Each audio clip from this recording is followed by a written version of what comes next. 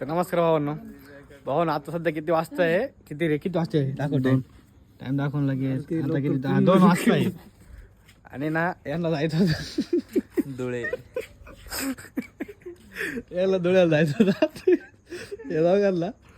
म्हणजे ना आपला एक मित्र गेलाय थोडा असा विषय होता थोडा कामानिमित्त जायचं होतं धुळ्याला यायची ना आता आम्ही कुठं निपळ राहतो त्यांना धुळ्याला जायचंय पण रस्त्यात त्यांनी असा विचार केलाय का रस्ते एवढे घाण आहे रस्त्याच पाऊस जायची इतकी खतरनाक पाठव जाय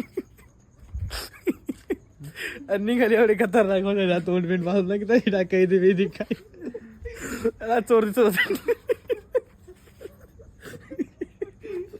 आणि चालले होते गाडी घेऊन गाडीमध्ये किती 400 रुपये पेट्रोल टाकलं का मला तर वाटत नाही बाई धुळ्याला जायला धुळ्या किती असेल तरी येतं 119 म्हणजे 130 तरी धरून झाला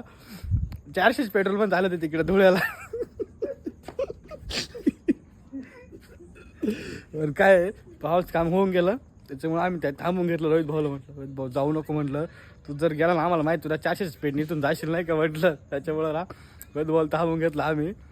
आता ना म्हणजे त्यांचं मन तर नव्हतं तिथून जायचं पण ते कसं नाही का वर्षभर दाखवावं लागतं जायचं आपल्याला रोहित भाऊ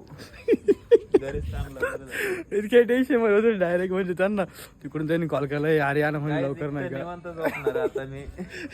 इथं निवांत झोपणार उद्या शुक्रवार पण आहे शुक्रवारचा गावातून भत्ता आणून बटाटे बिटाटे